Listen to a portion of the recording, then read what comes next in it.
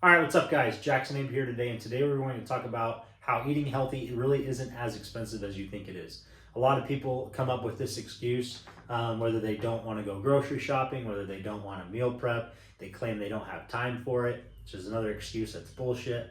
Um, but I really want to highlight, eating healthy isn't as expensive as we think it is. Sure, up front, it's going to seem like a lot more, especially when you're checking out your groceries and you swipe that card and you get your bill.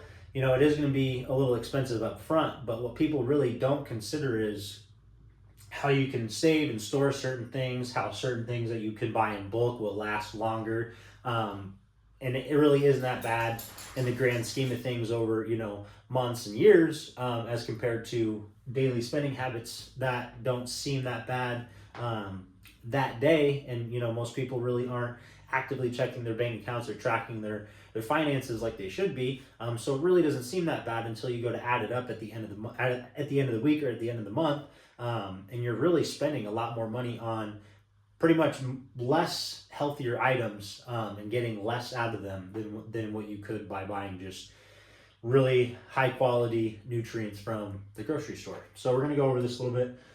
Most people settle when it comes to their nutrition for the easiest, most convenient route. And a lot of the times, especially with this consumer world that we live in, with the convenience of everything from fast food to packaged meals, et cetera, et cetera, a lot of people just tend to not really put a lot of thought or planning into their nutritional approach. They kind of just wake up every day and they just go, what am I feeling today? What sounds good? Rather than just creating a plan and a system and putting those things in place to set yourself up for success throughout the week, throughout the month, and throughout the year.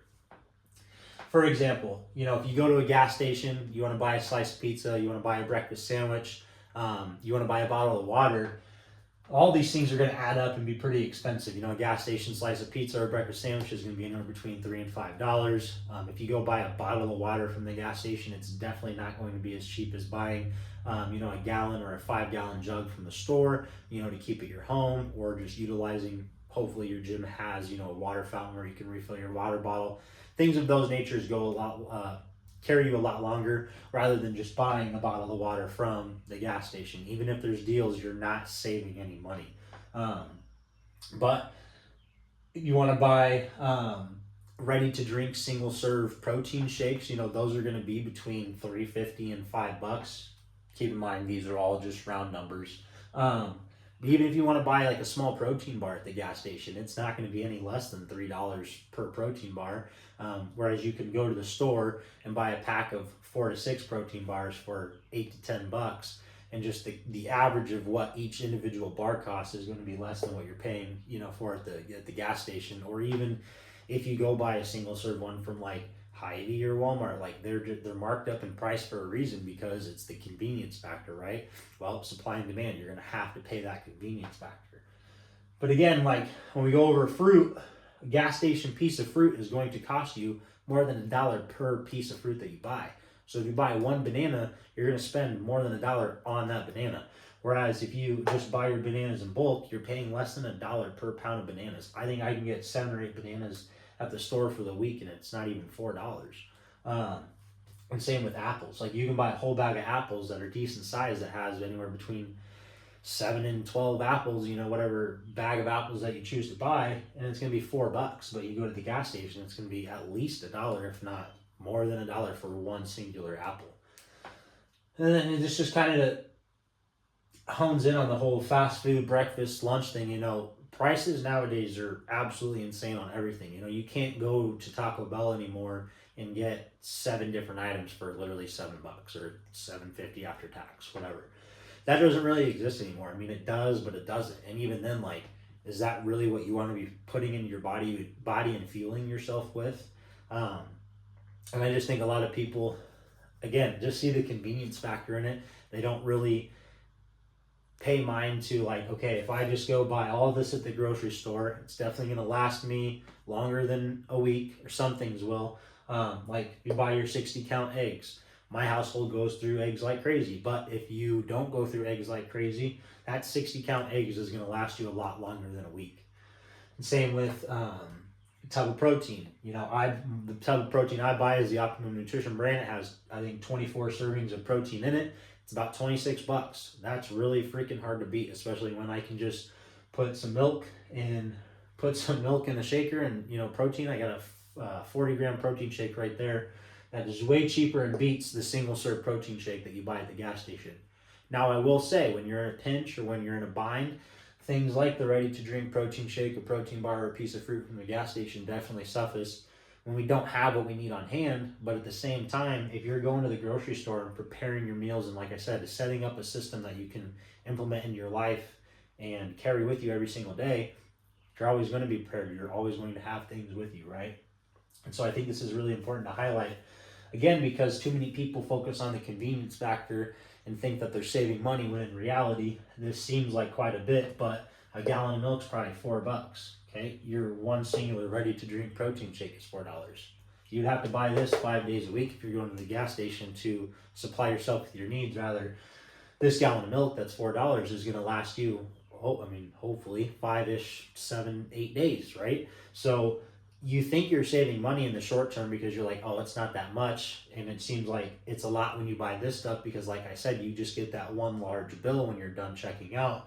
But really, if you do this 5 days a week, please go ahead and add that up for me and let me know how much that costs compared to buying all this. And then let me know how much that will actually last you in the grand scheme of things, right?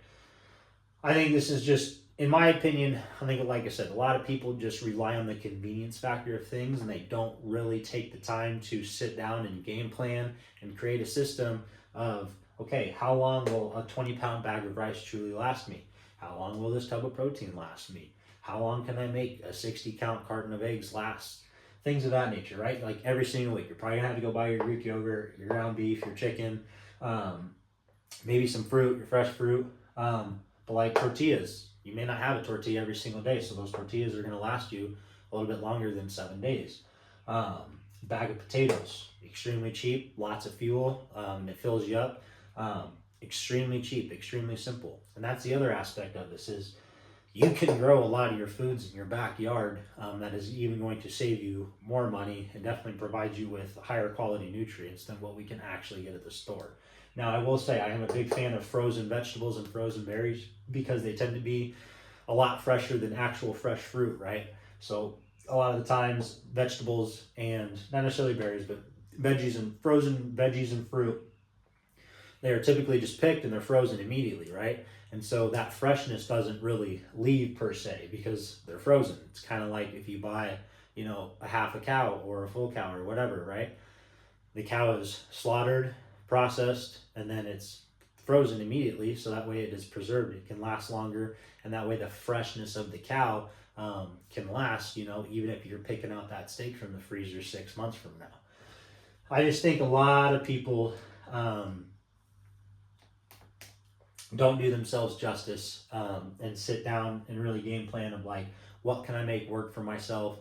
What is the price of things really? And how can I make it work for myself, right? Even if you are on a budget, tub of Greek yogurt's $3. Your single serve packets you can literally buy off brands for less than $1 of a tub. And those are going to be 15 grams of protein. Less than $1 for a little tub of Greek yogurt is going to provide you almost as much protein as a protein bar from the gas station will. Tuna packets, extremely simple, extremely valuable in the nutrients that it provides for us. Plethora of protein. You can literally buy them for $1, right? Like this stuff's not complicated, but I just think people tend to overlook, what buying food from the grocery store can really do for us when we plan it out and we sit down and we go, okay, well, I have this much money to dedicate to my groceries. What are the costs of things? How long can I make them last? How long can I make them work, right? Because like I said, you're not going to go to the store every single week and buy a tub of protein or buy a 60-count carton of eggs. You're going to make certain things last a bit longer, especially that 20-pound bag of rice. So your grocery bill is not going to be as high every single week, especially if you're able to make things longer and extend it out. But if this is how you're choosing to go about your nutrition and your diet, you're going to be spending a lot more money than you really think, especially when you sit down and add it up at the end of the day. And so a lot of people just like to claim that they don't have time to go grocery shopping or they don't have time to go prep their food, or the big one is, you know, they don't have the means to buy healthy foods, but they have the means to buy all of this garbage. They have the means to go to Scooters. They have the means to buy, you know, their monthly subscriptions to Netflix or Hulu and things of that nature, but they don't have the means and the funds to go ensure that this is what is in their fridge at the end of every single week, right? So it's just about what you prioritize. It's about what you care about and what you're trying to do for yourself. And if you make these excuses and don't try to figure out solutions to those excuses, and you're just going to constantly be spinning your wheels, you're not going to be able to make lasting, sustainable, long-term progress. And you're going to keep, you know, putting yourself in a bind financially because you're not actually putting your money in the right areas and investing in the things that matters the most. So if this is you and you're making the excuse that you don't have the funds to, you know, buy healthy food and go to the grocery store and stock up on meats, fruits, vegetables, and carbohydrate, like good carbohydrate sources, but this is how you're choosing to spend your money, you're going to be in a world of trouble down the line. But people like me are here to help you. I hope this serves as a good guide to show you that grocery shopping really isn't as expensive as you think it is. And you can make a lot of this work for you in many different ways, and you can make it last longer than you think. So sit down. I would recommend that you kind of create a list. Like, this is my rough grocery list every week, right? Not everything on here, like I said, like I'm not buying a 20-pound bag of rice every week. I'm not buying a tub of protein every week. But I know what certain things are going to cost because we buy similar things every single week. Rather, if I were to just eat fast food every single day, we're kind of just, you know, throwing our money in the air, wondering where it's going. But it's also, you're not putting in as high quality of nutrients, you know, if you're not consuming basically this list of things, right? So anything that's coming from the gas station, anything that's coming from the fast food or restaurants or anything of that nature is definitely not going to be as good for us as just getting whole, high quality nutrients from the store.